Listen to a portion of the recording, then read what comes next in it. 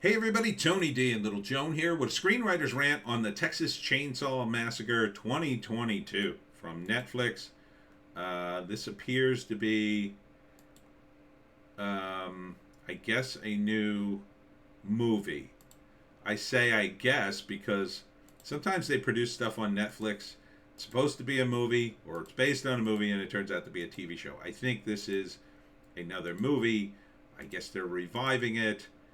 I think it's incredibly unnecessary and really smacks of corporate horror that is infecting the horror genre that I've warned about.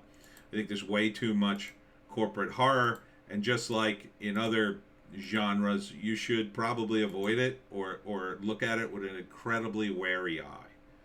Okay? I never thought the Chainsaw Massacre was good. Just not good. Is it scary? Well, it's gross. I don't know if I'd call it scary. It's disgusting. It doesn't scare me. I just find it stupid. And to me, it's just scare porn.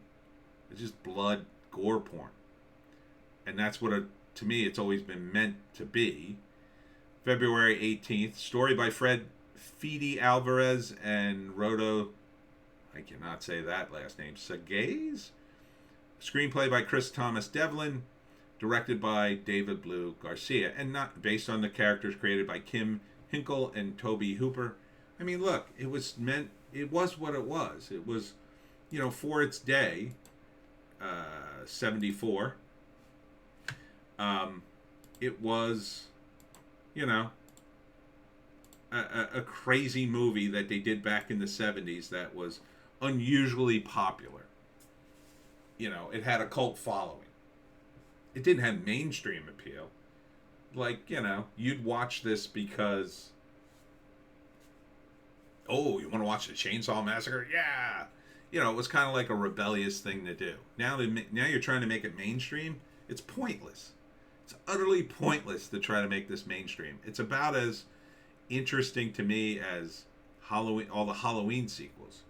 First off, they ruined that franchise already. It's not really, in my view, a direct sequel. They had to cancel out a sequel in order to make that sequel work. They had to ignore one of them. It's like, they're just franchises, man. Just make up something new. I mean, how hard is it to make a movie where a guy kills someone? It's just not that hard. Okay? And that's all this is.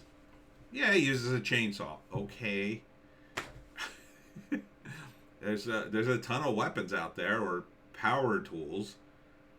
I mean, they did a reboot of Slumber Party Massacre, and that guy uses power tools. So what?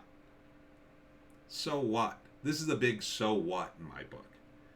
I never cared about the Texas Chainsaw Massacre. It's just not that scary. Sorry. Scary movies to me are like The Shining was scary when I first saw it. It was scary because it was messed up. I didn't know what was going to happen. I knew exactly what was going to happen in every frame of the Texas Chainsaw Massacre.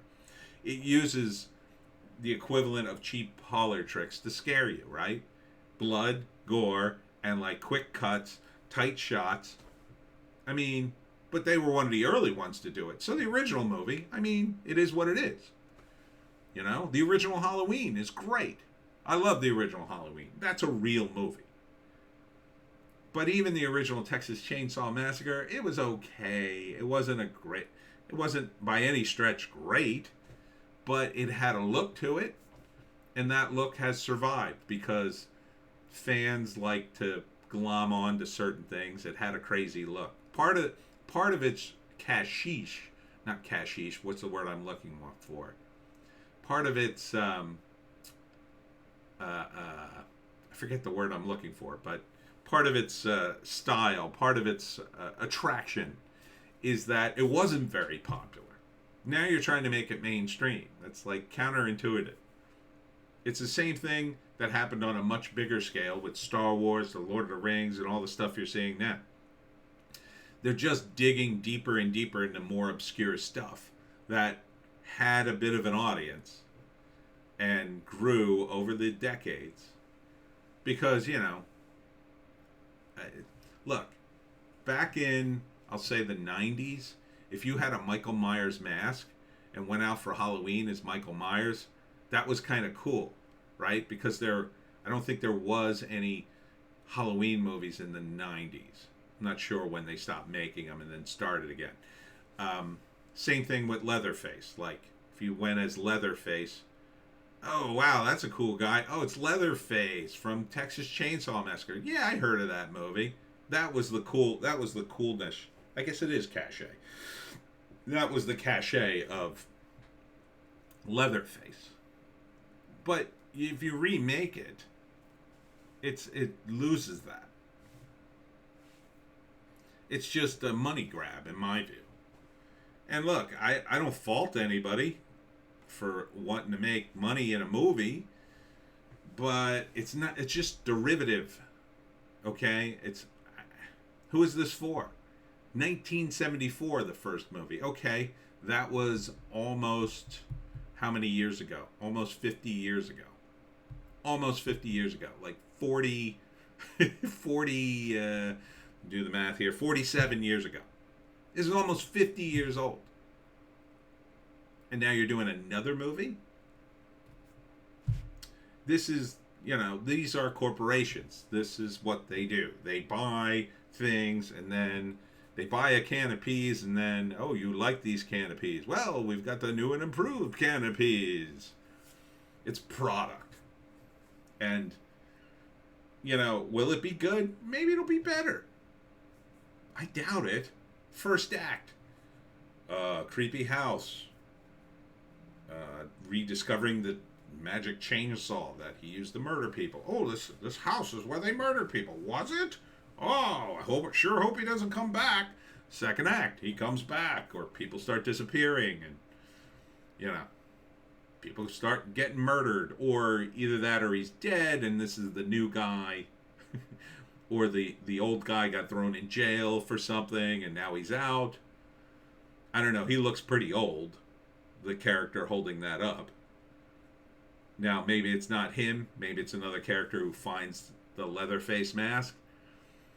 But, this will just be one big tease, and then Leatherface returns. Right? Probably midway in the second act. You don't really see him to the third act, and then by the third act, they're just trying to get away from Leatherface and trying to kill him. And then either everybody dies or they kill Leatherface, or they think they do. The end. I mean, what else is going to happen? Is Leatherface going to be revealed as an alien? No. Is Leatherface going to be revealed as some ancient evil that with ties to medieval times? No. This is an example of something that has gained validity simply because it's aged. Simply because it's old, people think, now it's valid. Must be. Oh, they watched it in 74. Yeah, it wasn't that popular a movie. I mean, it was kind of popular in a cult classic-y kind of way, but Texas Chainsaw Massacre, you couldn't even put it on TV because it was too crazy. It was too bloody. You'd get it on videotape and watch it, or maybe you'd see it at a drive-in movie theater or one of those second-run movie theaters that had like a horror night and they got a copy of it. That would be the way you would see the Texas Chainsaw Massacre for many years.